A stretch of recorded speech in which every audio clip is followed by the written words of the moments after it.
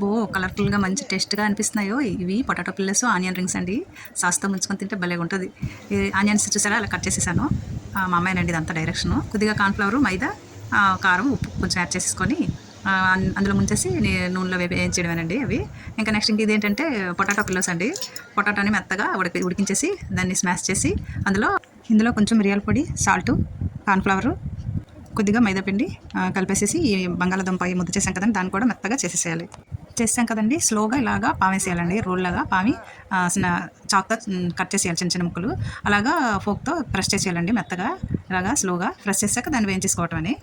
అంటే లో ఫ్లేమ్‌లో పెట్టి ఇలాగా కలర్ మారేటట్టుగా వేయించుకోవాలండి. చూసారా అలా వేగిపోతాయి. ఈ ఆనియన్స్ కూడా ఇలాగే సేమ్ అలాగే చేసామండి. చక్కగా వేయించేసాం కదా!